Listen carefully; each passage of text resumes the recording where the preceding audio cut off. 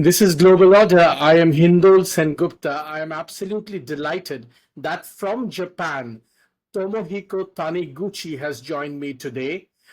He has a very illustrious career as an academic, as a thinker, as a writer, but perhaps his most important designation was as strategic advisor to the late Shinzo Abe, a great friend of India, indeed also a great friend of Indian Prime Minister Narendra Modi, and the principal foreign policy speechwriter of Shinzo Abe. Welcome, sir. Thank you. Thank you very much for having me. I want to begin at the point where I reached out to you for this interview. You wrote in one of your LinkedIn posts that one of the most important things that Japan needs to do and the world needs to understand that Japan needs to do is that Japan must rise again. And by rise, you meant not just economic rise, but also military ascendance. To begin with, talk to me a little bit about that thought. I came up with this four-letter word, JAGA, to rhyme with MAGA. President Trump and his administration say that to make America great again is their principal task. And if that's the case, it is so much obvious that the United States needs Japan's industrial capabilities. However, on the other hand, the Trump administration is going to impose a huge amount of tariffs over Japanese industries.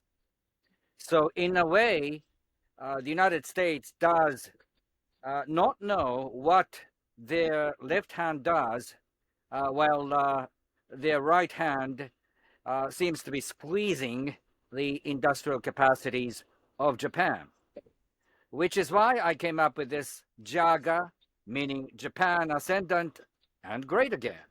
And I'm telling that in order to MAGA, you need JAGA.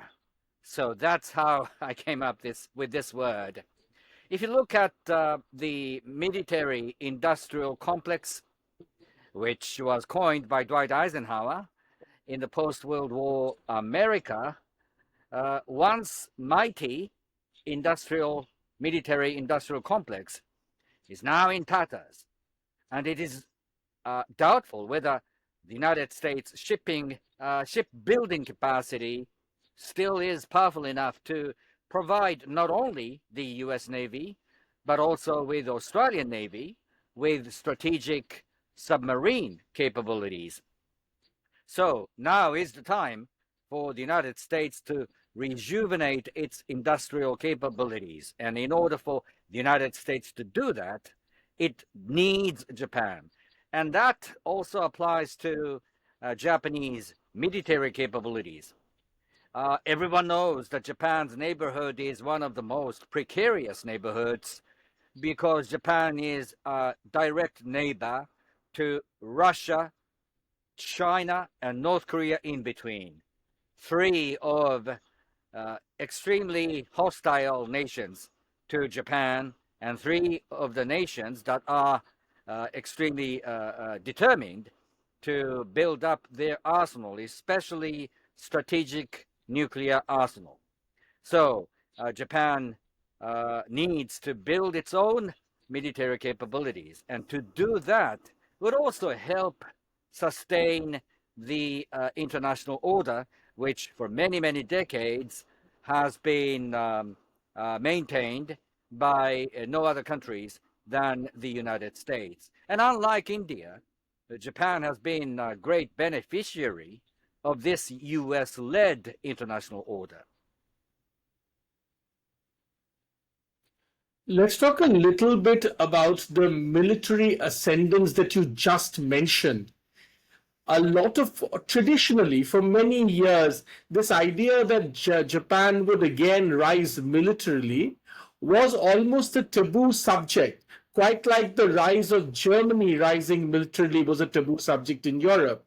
Now, there are, of course, historical reasons for that, but we are very far away from that historical point. And certainly, people like Shinzo Abe make this point that, one cannot, a nation cannot be trapped into its past forever.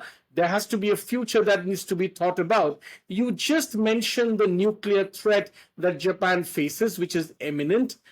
Talk to me a little bit about this idea of military ascendance of Japan.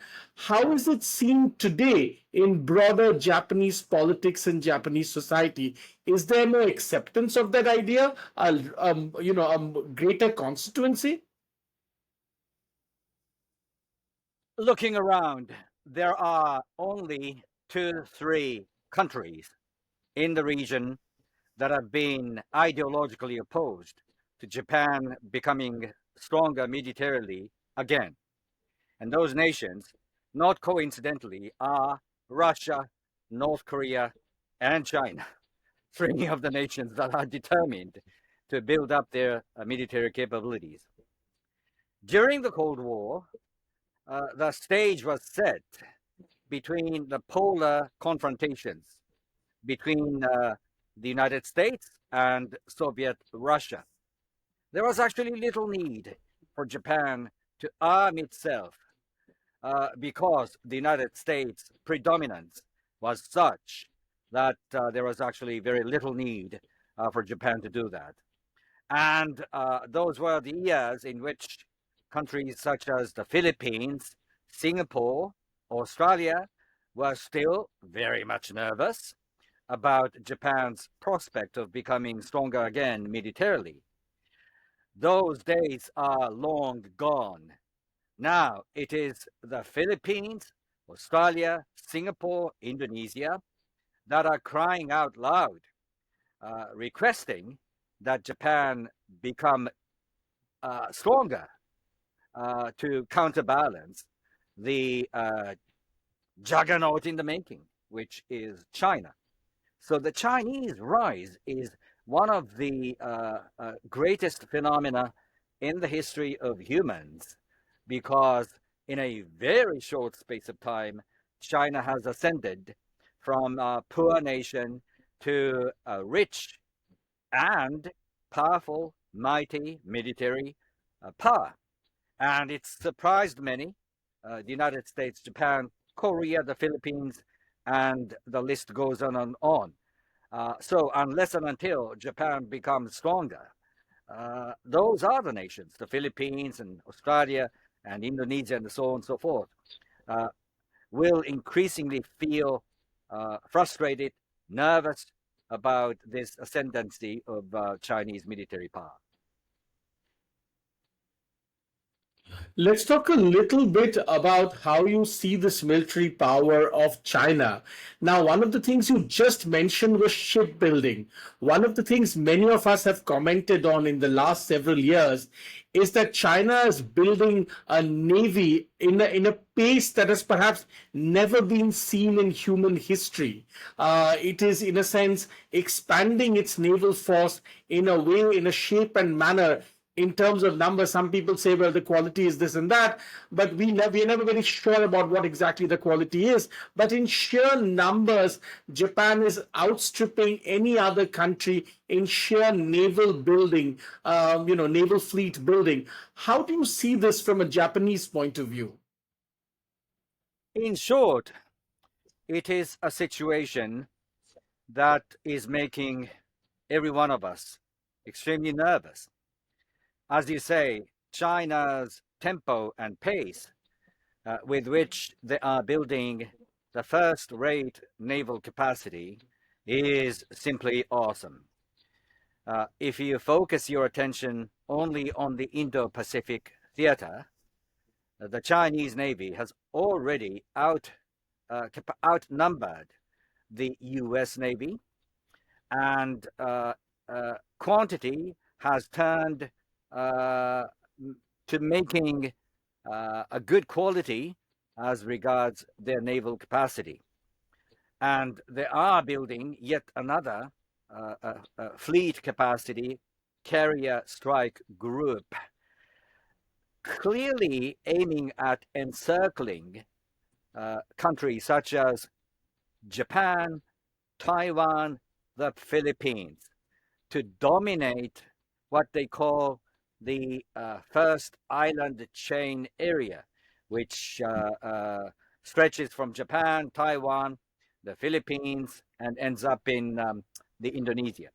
And they are uh, recently looking beyond the first island chain and clearly eyeing uh, making their presence more acutely felt in the Western Pacific theater within what they call, once again, the second island chain, which is crossing Guam and ends in Australia. So the speed with which Chinese Navy is advancing is simply unprecedented and making many of us in Japan, the Philippines, and so on very much nervous. Let's talk a little bit about what that means for the Quad as you see it. There was a lot of excitement about the Quad when it first came about, but in the recent years, there seems to be a certain, sense of, how should I put it? I mean, just lack of activity as far as the Quad is concerned. And also, some would say lack of clear direction. The US is now very involved in the war in Ukraine, the war in Gaza. The attention seems to have shifted considerably. Where does this leave the Quad as far as the nations that form the Quad in Asia is concerned? From a Japanese point of view, how do you see this? I have had the same concern as you have just spelt out about this seeming malaise of Quad, decline of Quad. And I would like to attribute that decline to the lack of leadership, especially from Japan. After all, it took the leadership of the late Prime Minister Shinzo Abe, who went on to convince Australians and who maintained very close relationship with Narendra Modi, and the United States followed suit.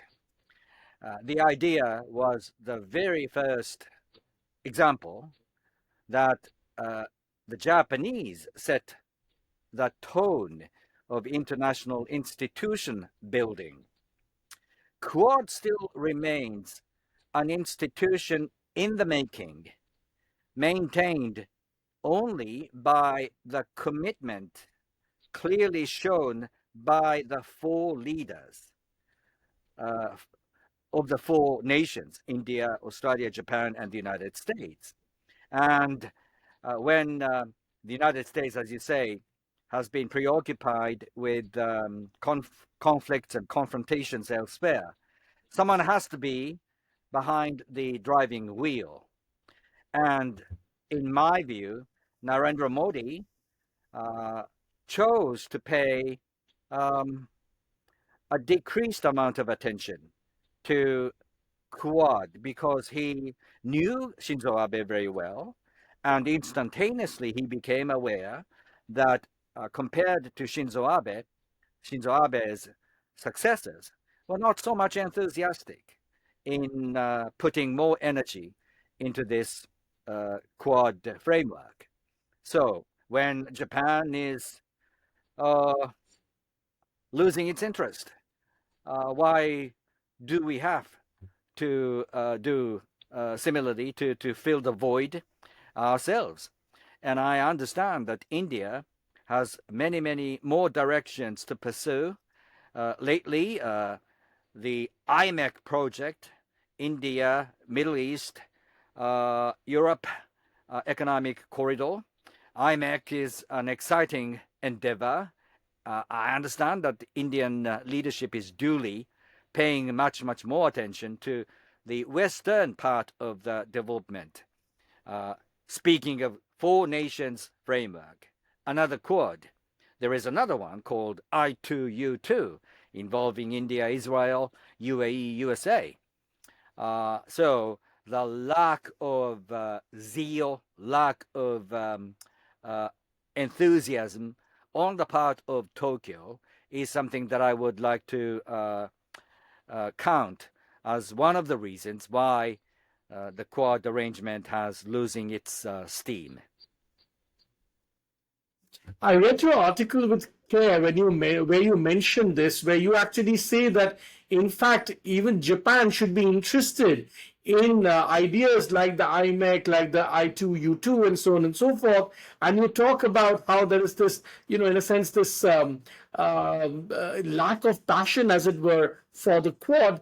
Talk to me a little bit about why this exists, because from an Indian point of view, it would be interesting to understand after Shinzo Abe why his successors did not pay attention to such a critical grouping, especially considering the kind of security challenges that confront them.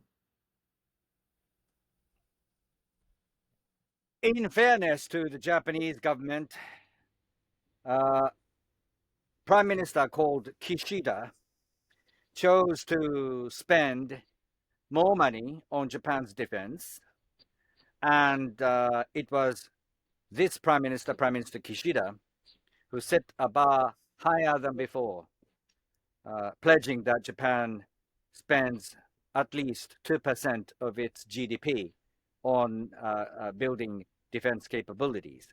So it is not that nothing has been done. However, when it comes to strategic vision, I could only say Shinzo Abe was an exception rather than a standard.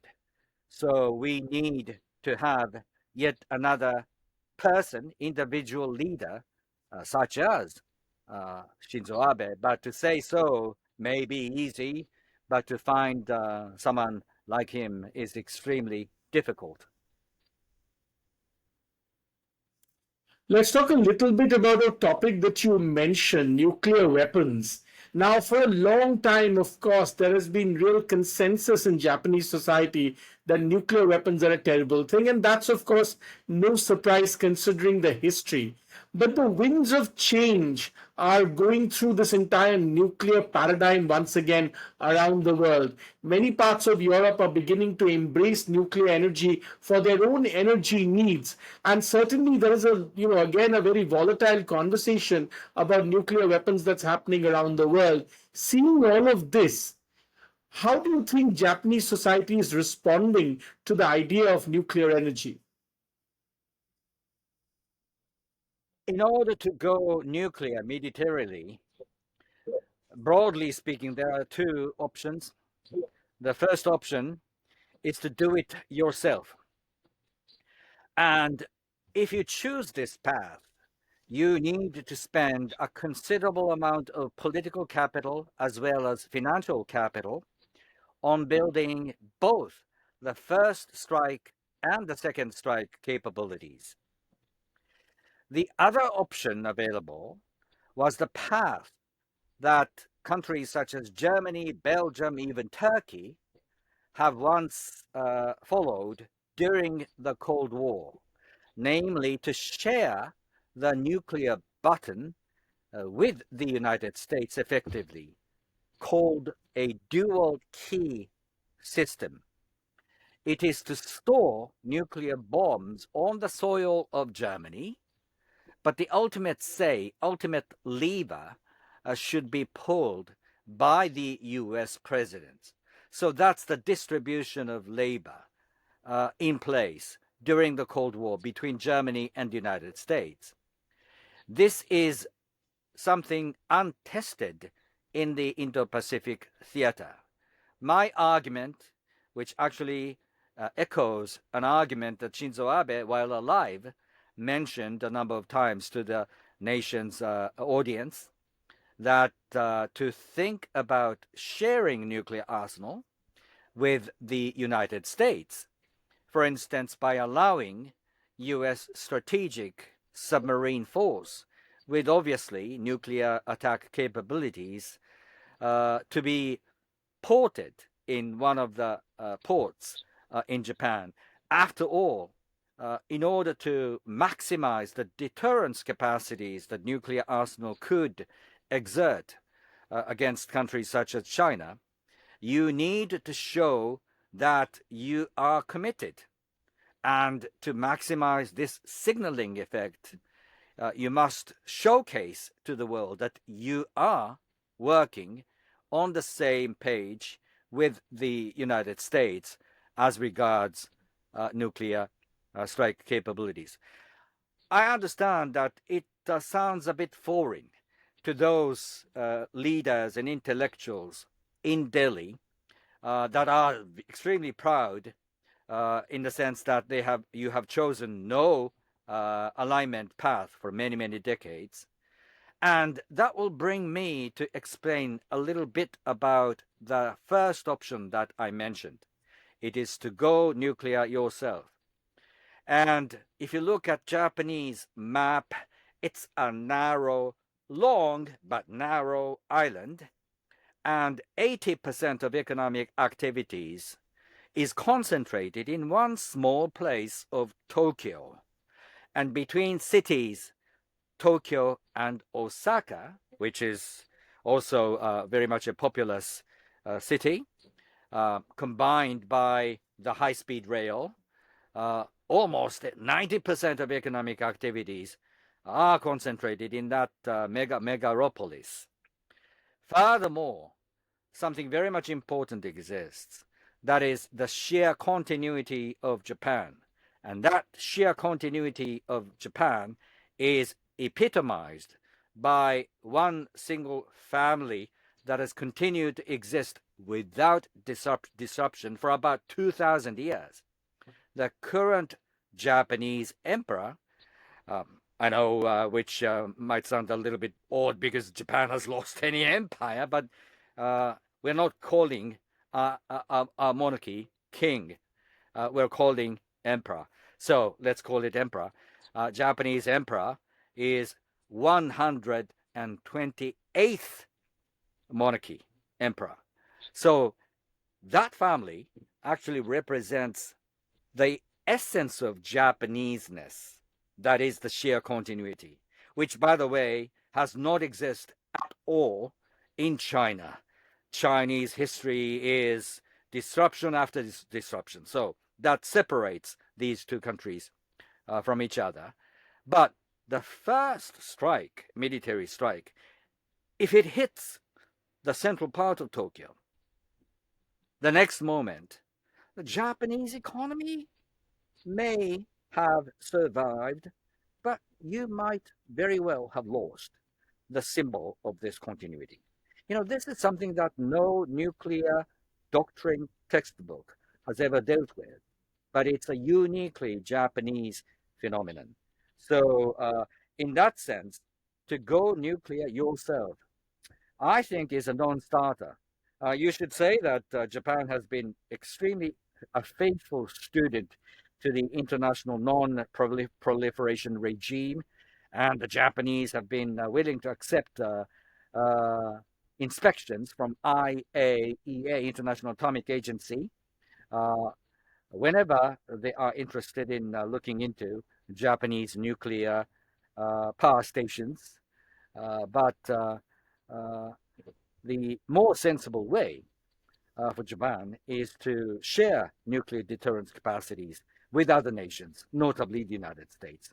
But you could say that Australia and Japan could work together because AUKUS is still an ongoing program. This is absolutely fascinating. You're absolutely right. Many of us who studied international relations and nuclear deterrence and so on and so forth, in no theorizing, in no escalation matrix analysis, in no theorizing of nuclear theory by all the pundits around the world, does this ever feature. And that, of course, makes me think once again that so many of these disciplines are fundamentally so Anglo-centric and Eurocentric that often many of these nuances from other parts of the world are not taken into account. I want to ask you this question, since you brought in a very interesting topic. I want to ask you, today is a time when many countries are beginning to define themselves not traditionally as Westphalian nation states, but as civilizational states. Certainly, China was the first, but many of us, including in India, question the fact that, of course, China has had many breaks, including, of course, Mao's great break, his great, leap forward in the Cultural Revolution, and so on and so forth. India also, of course, defines itself as a civilizational state now, unbroken again in its history. I wonder why Japan doesn't see itself, at least overtly in its communication, in its political communication, as a civilizational state. Well, there was a time in the 1930s and early 1940s, Japan asserted that it was a torchbearer of a civilization different from the one imposed by Western colonial powers. Those are the days. Now, uh, there is a strong sense of identity shared among the Japanese speaking people that their language is distinct from the Chinese. Their culture, civilization may have borrowed some elements from China, but there has always been a sense we are Japanese because we're not Chinese. It's almost as if we are Americans because we're not Europeans. So, in that sense, there is a distinct awareness among the Japanese that their civilization is pretty much different from the one that the Chinese assert that theirs is a civilization. And I understand that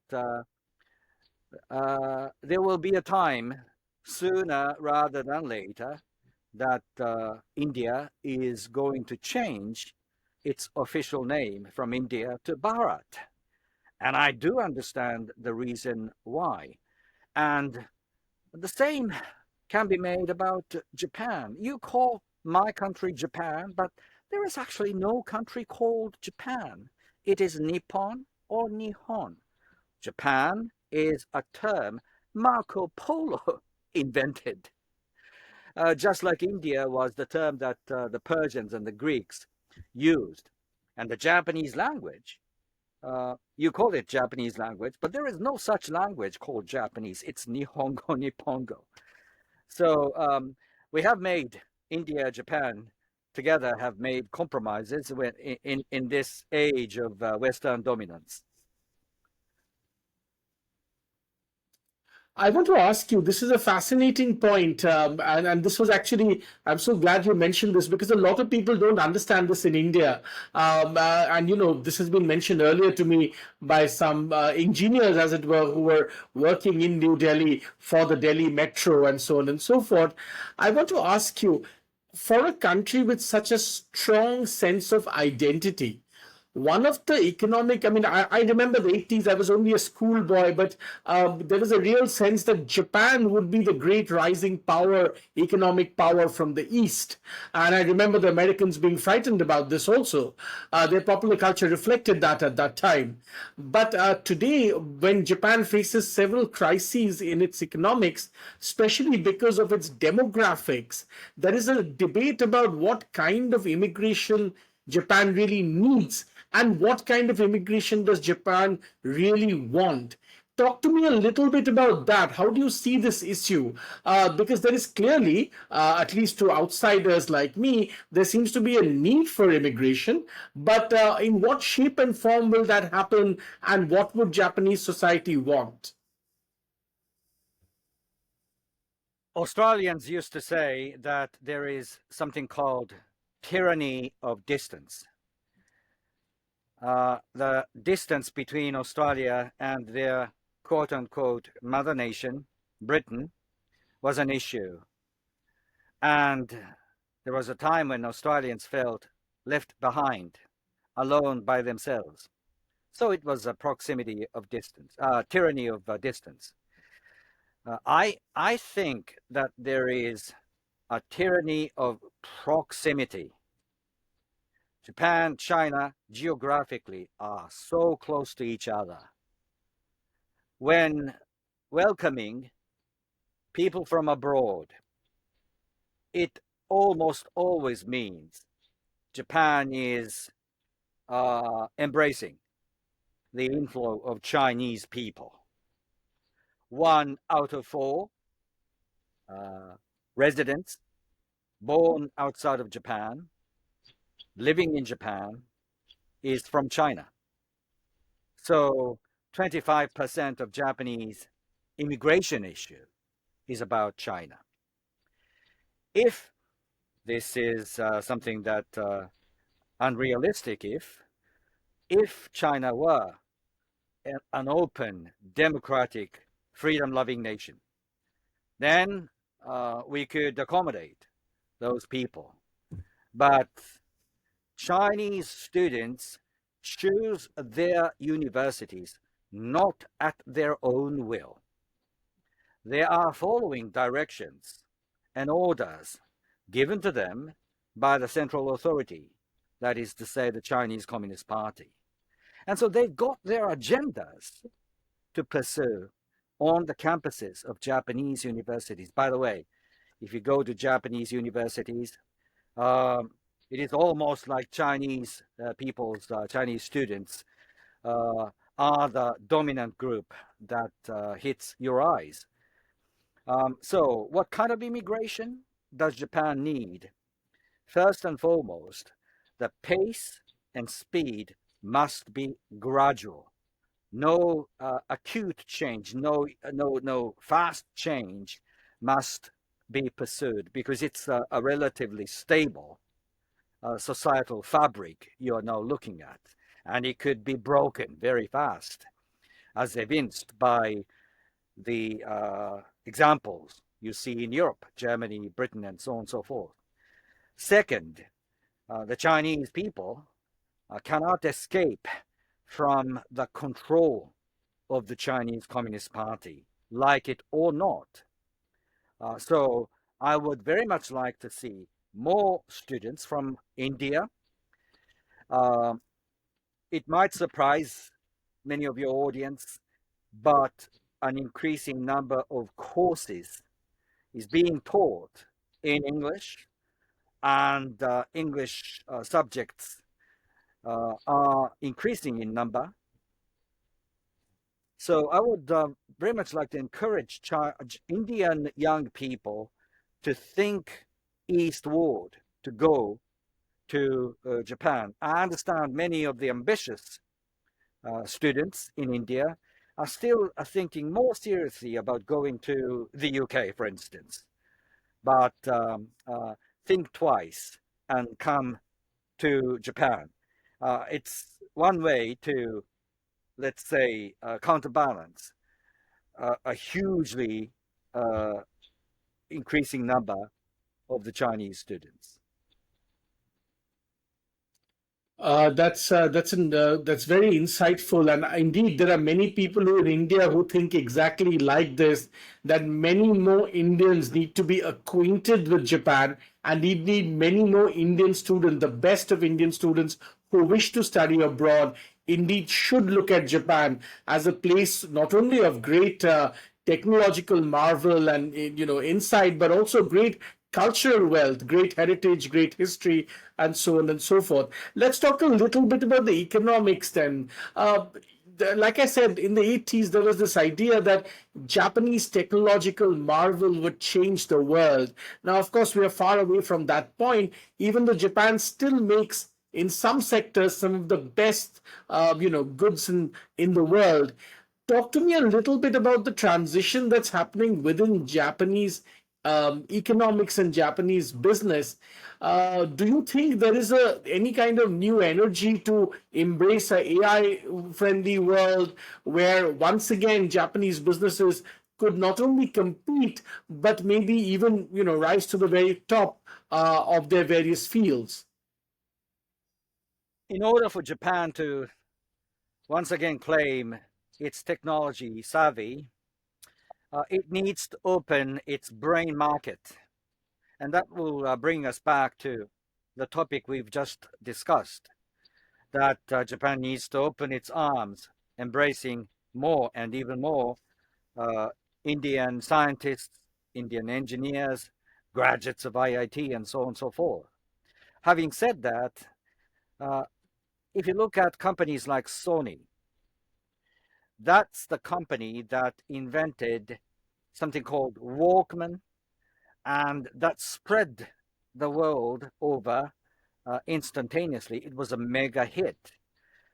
But with the exception of cameras and semiconductors, you can see in the smartphones, Android and iPhones and so forth, Sony's not making anything to be sold to consumers. It's become a B2B, business to business company. And that same narrative applies to almost all Japanese companies. They are making record profits this year and the last. They are making money not by selling goods to consumers, but selling components to world-renowned companies, Apple, and so on and so forth. So it's almost like Japan inside, in the sense Intel inside. Open up any gadgets, open up any cutting-edge machines, you will see Japanese components surely there. But my argument is, in order to boost morale necessary to reclaim its industrial supremacy, Japan needs to build its own brand once again. Not from scratch, but you could build on the existing reputation, if you like, you have had by from the 1970s and 80s. It's a challenge, I must say, because you're looking at an aging society. 25% of the population are over 65 years of age. So how could you boost the morale of the young people is among the biggest challenges that any leader in this country must face up to. I'm of course among the you of course mentioned certain sectors of the economy. One of the sectors I as an Indian feel strongly about is of course automobiles, because for my generation of Indians, the first cars that they really experienced and learned how to drive on were Japanese cars. They were Suzuki cars or Maruti Suzuki. Now, and of course later on when they started buying cars, they bought your Hondas. I mean, I still drive a Honda and a Toyota and so on and so forth. And one wonders that, for instance, why Japanese companies did not take the natural leap of technology in building EVs like the Chinese did. The Chinese today now supersede even Tesla. Why did the Japanese companies not take that leap and create some of the best EVs in the world? That's an argument, I think, which is fair. However, well, it's a privilege allowed only to latecomers. So that's the latecomer privilege. You've got a huge amount of sunk cost. You have invested a huge amount of money already into the conventional technologies. So among those big three automotive companies from Detroit, the United States, General Motors, Ford, Chrysler, there is no company whatsoever which is competitive vis-a-vis the Chinese. And in Germany, again, the country known to be extremely good at making fine built cars, is struggling very much hard against the competition from China. So Toyota is an interesting example. It's investing into all technologies. It is still polishing its conventional combustion engine technologies. It's still investing into the hybrid technologies, but also it's also investing into the new fuel cell technologies as well. So let's see whether Toyota's all-weather doctrine can succeed. As we wrap up this conversation, I have a couple of more questions for you. One question that I wanted to ask you is, for a long time, even people who went to Japan thought of modern Japan as this highly efficient but largely pacifist country because, of course, its history, its culture, and so on and so forth.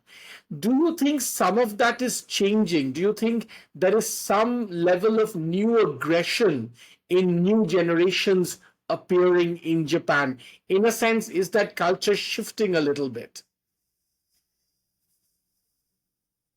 Culture is before our eyes, being challenged, tested, and ultimately changing, not because of the demographic shift in the Japanese, among the Japanese, but primarily because of the influx of people from abroad.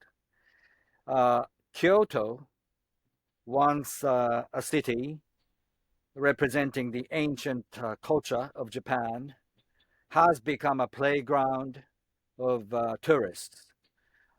I would not like to go to Kyoto anymore because Kyoto's tourist destinations were overwhelmingly dominated by the tourists from abroad. It's an unprecedented phenomenon. For the first time in long history of this country, we're now looking at daily the inbound tourists are changing the way in which the Japanese have lived for many centuries, the culture that they have quietly maintained. Well, we must go on and survive, notwithstanding these challenges.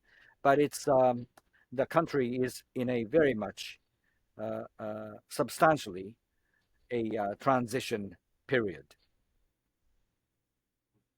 I also want to ask you, considering this has happened in other parts of the world, including in the UK, in parts of America, and certainly in many countries in the UK, in Europe, there has been a collision not just with immigrants but also illegal immigrants, and also in pockets the rise of radical Islam. Now, I noticed that Islam is also one of the fastest growing religions in Japan.